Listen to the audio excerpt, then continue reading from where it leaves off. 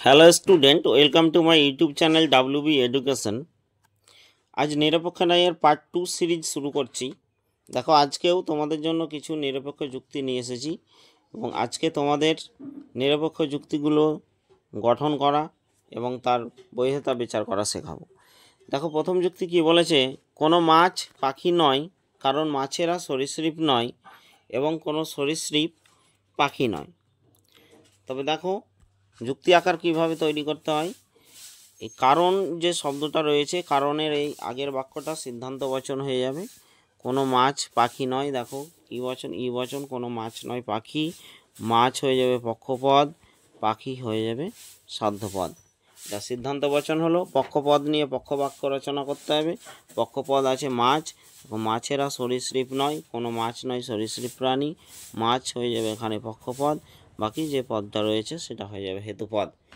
এবার যে তৃতীয় বাক্যটি আছে, কোনো সরীসৃপ পাখি নয়, এটাও দেখো কোনো সরীসৃপ প্রাণী নয় পাখি, কোনো সরীসৃপ প্রাণী হেতুপদ, পাখি হচ্ছে সাধ্যপদ। তবে সাধ্যপদ নিয়ে সাধ্য বাক্য হয়। আমরা একটা সংস্থান যদি এখানে নিই, তাহলে সংস্থানটা কি দাঁড়াচ্ছে, এমপি এস এম। এম থেকে এমকে কানেক্ট করো, দিয়ে দেখো একটা কি চিত্র তৈরি হলো, উল্টো জেড। একে প্রথম সংস্থান বলা হয়। প্রথম সংস্থানে ট্রিপল ই বলে কোনো মূর্তি নেই। প্রথম সংস্থানে যে মূর্তিগুলো রয়েছে সেগুলো বারবারা, সিলারেন, ডায়রিয়াই, ফেরিও। তো সেখানে ট্রিপুলও নেই। এবং ন্যায়ের যে 10টি নিয়ম আছে সেখানে বলা হয়েছিল একটি নিয়মে দুটি নাবাচক যুক্তি বাক্য থেকে কোনো সিদ্ধান্ত গ্রহণ করা যায় না। কিন্তু তোমরা যদি লক্ষ্য করো তাহলে এখানে দেখো যে যেই দুটি যুক্তি বাক্য আছে, অর্থাৎ সাধ্য বাক্য পক্ষবাক্য, দুটোই কিন্তু ই বচন। যেখানে ই বচন রূপে দুটি নাবাচক হয়, এখানে দুটি নাবাচক যুক্তি বাক্যের দোষ দেখা গেছে। তাহলে এই দোষটির নাম কি, দুটি নাবাচক যুক্তি বাক্যের দোষ। তোমরা লিখে নাও, দুটি নাবাচক যুক্তি বাক্যের দোষ। নাবাচক যুক্তি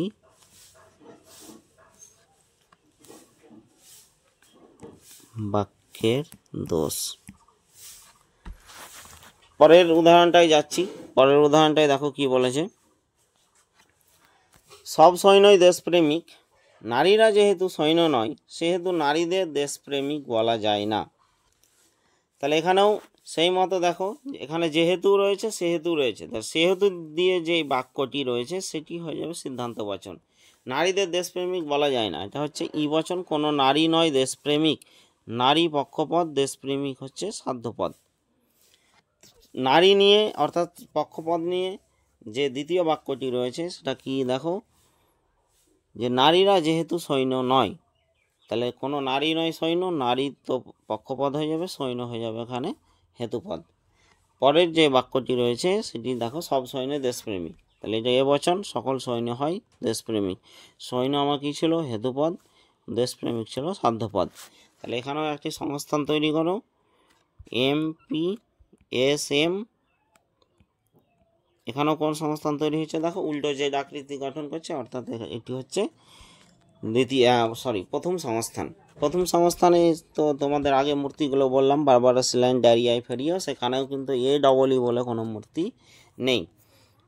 তবে এই ন্যায়টি অবৈধ, এটুকু তো আমরা নিশ্চিত যে এই ন্যায়টি হচ্ছে অবৈধ। কিন্তু দোষটা কি, দোষটা আমাদের বার করতে হবে। তার জন্য আমাদের 10টি নিয়ম, অন্তত প্রথম 6টি নিয়ম জানা তো খুবই দরকার। তবে দেখো নিয়মগুলো কিভাবে অ্যাপ্লাই করবে। 3টি বচন থাকবে, এটা তো জানো। 3টি পদ থাকবে, পদগুলো মিলিয়ে নাও, সৈন্যর সাথে সৈন্য, দেশপ্রেমিক দেশপ্রেমিক, নারী নারী। এবার হেতু পদের নিয়মটা মেলাতে হবে তোমাকে, দুটো জায়গার মধ্যে এক জায়গায় ব্যাপ্য হতেই হবে। তাহলে দেখো, পক্ষ যেহেতু ই বচন, তাহলে হেতু পদের তো কোনো সমস্যাই নেই, ব্যাপ্য আছেই। এবার পরের যে নিয়মটি, সেই নিয়মটি চেক করার জন্য আমাদের সিদ্ধান্তে কোন কোন পদ ব্যাপ্য সেই পদগুলো নিতে হবে। সিদ্ধান্ত বচনটি যেহেতু ই বচন, সেহেতু এখানে নারী পদটিও ব্যাপ্য আর দেশপ্রেমিক পদটিও ব্যাপ্য। নিয়ম অনুযায়ী এই দুটি পদকেই আমার যুক্তিবাক্যে ব্যাপ্য হতে হবে। যুক্তিবাক্য অর্থাৎ এ এবং ই বচনে। তাহলে এস পদটি তো ই বচন রূপে ব্যাপ্য হয়েছে, এটা নিয়ে কোনো সমস্যা নেই। কিন্তু পি পদটি অর্থাৎ সাধ্য পদটি দেখো এ বচনে বিধেয় রূপে ব্যাপ্য নয়। তাহলে এ বছরের বিধেয়ের উপর ব্যাপ্য নয় বলে এটি কি নিয়ম লঙ্ঘিত হয়েছে।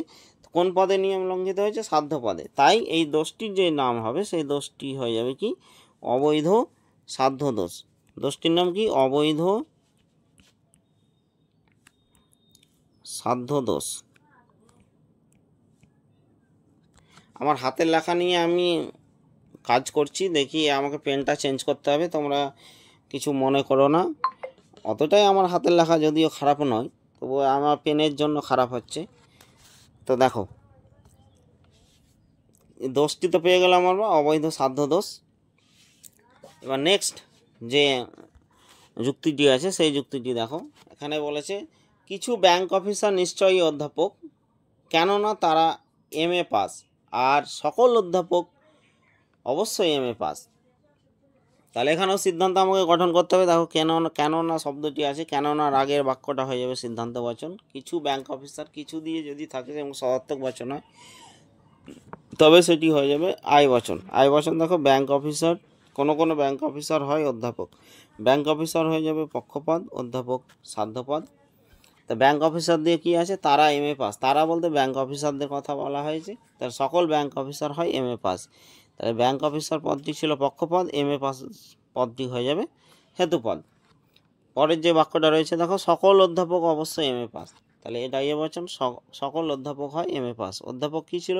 সাধ্যপদ, MA পাস ছিল তোমার হেতুপদ। তাহলে দেখো, আবারও সংস্থান আমরা তৈরি করি, PMSMSP। তাহলে আমরা যদি এমটাকে কানেক্ট করি তাহলে এটা কোন সংস্থানের চিত্র হয়ে যায়? দ্বিতীয় সংস্থানের চিত্র। দ্বিতীয় সংস্থানে AI বলে কোনো মূর্তি আছে কিনা তোমাকে দেখতে হবে। মূর্তিগুলো মুখস্থ করে নেবে অবশ্যই। আমি বলে দিচ্ছি মূর্তিগুলো দ্বিতীয় সংস্থানে কি কি আছে। সেসারে, ক্যামেস্ট্রেস, ফেস্টিনো, বারোকো। সেখানে AI বলে কোনো মূর্তি নেই। তবে এখানে নিশ্চয়ই আমরা বুঝতে পারছি 90 অবৈধ আছে এবং 90তে একটি দোষ রয়েছে। সেই দোষটি আমাদের বার করতে হবে। দোষটি কীভাবে বের করব? তিনটি পদ মেলাবে। দেখো, অধ্যাপকের সাথে অধ্যাপক মিলছে, MA পাস, ব্যাংক অফিসারের সাথে ব্যাংক অফিসার মিলছে, এ নিয়ে কোনো সমস্যা নেই। তারপরে হেতুপদের নিয়মটা মিলাও। হেতুপদ কী বলেছে? দুটি জায়গার মধ্যে এক জায়গায় অন্তত ব্যাপ্য হতেই হবে। তাহলে দুটো জায়গা বলতে দুটো যুক্তিবাক্য। দুটো যুক্তিবাক্য কি? প্রথম দুটোই যুক্তিবাক্য এ বচন রয়েছে, আর এ বচনের দেখো হেতুপদগুলি বিধেয় স্থানে রয়েছে। তাহলে এখানেও ব্যাপক হচ্ছে না, এখানেও ব্যাপক হচ্ছে না। তাহলে হেতুপদের নিয়মটি কী গেল? এখানে পালন করেনি, অর্থাৎ লঙ্ঘিত হয়েছে। তাই এই যে দোষটি হবে, এই দোষটির নাম হয়ে যাবে অব্যাপ্য হেতু দোষ। দোষটির নাম কি? অব্যাপ্য হেতু দোষ। অব্যাপ্য হেতু দোষ।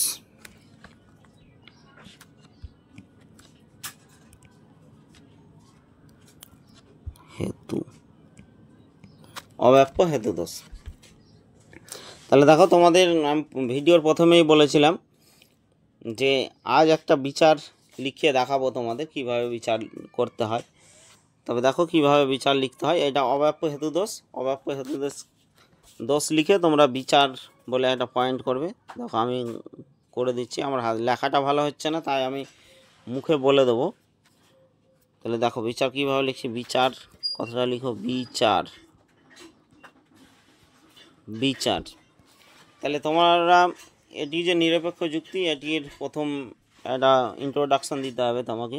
লিখবে, উপরিউক্ত যুক্তি একাটি একটি নিরপেক্ষ যুক্তির উদাহরণ।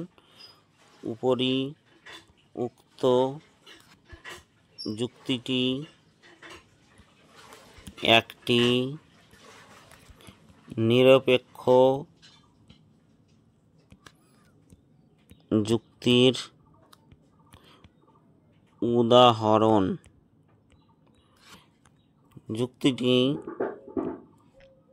যুক্তি আকারটি অবৈধ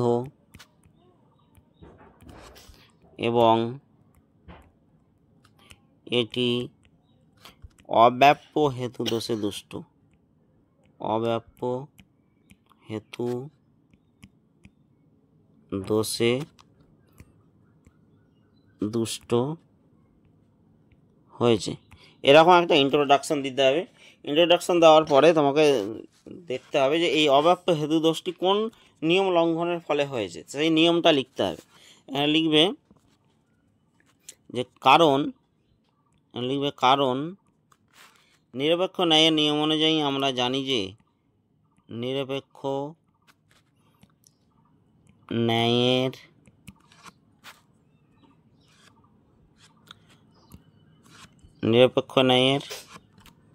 নিয়ম অনুযায়ী আমরা জানি যে হেতু পদকে, নিয়মটা লিখছি দেখো, হেতু পদকে দুটি যুক্তি বাক্যের মধ্যে অন্তত একবার অবশ্যই ব্যাপ্য হতে হবে। কিন্তু নিয়ম লিখে ফেলেছি দেখো, এবার নিয়মটাকে বিশ্লেষণ করব। কিন্তু উপরিউক্ত যুক্তি আকারটি বিশ্লেষণ করে দেখা যাচ্ছে যে উপরিউক্ত যুক্তি আকারটি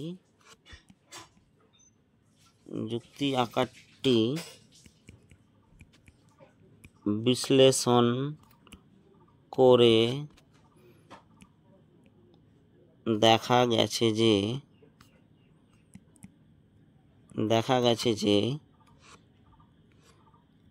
কি দেখা গেছে, এবার তোমাদের একটু যুক্তিটা দেখতে হবে।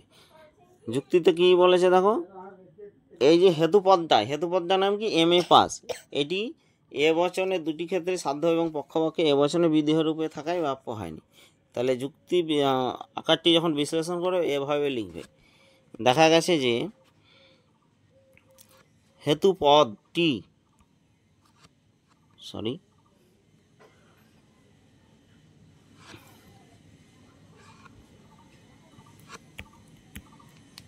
দেখা গেছে যে লিখবে হেতুপদটি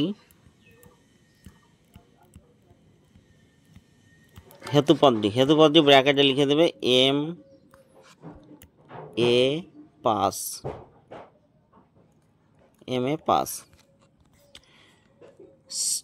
উভয় যুক্তি বাক্যের, কি লিখবে, উভয় যুক্তি বাক্যের, যেহেতু দুটি যুক্তি বাক্য আছে, উভয় যুক্তি বাক্যের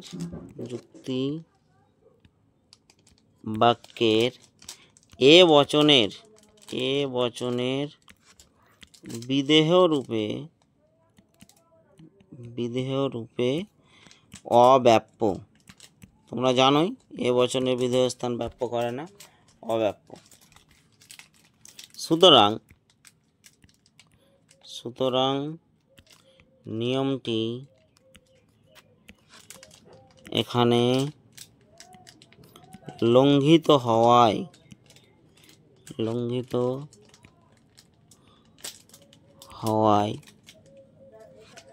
যুক্তি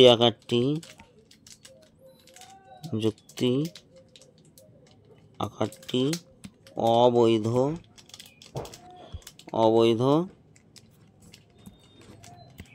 এবং অব্যাপ্য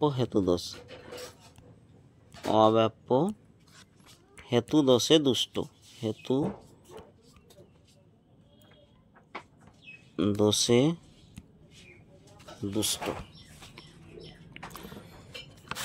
তো দেখো, প্রথমেই তো আমি হাতের লেখার জন্য তোমাদের কাছে ক্ষমা চেয়ে নিচ্ছি।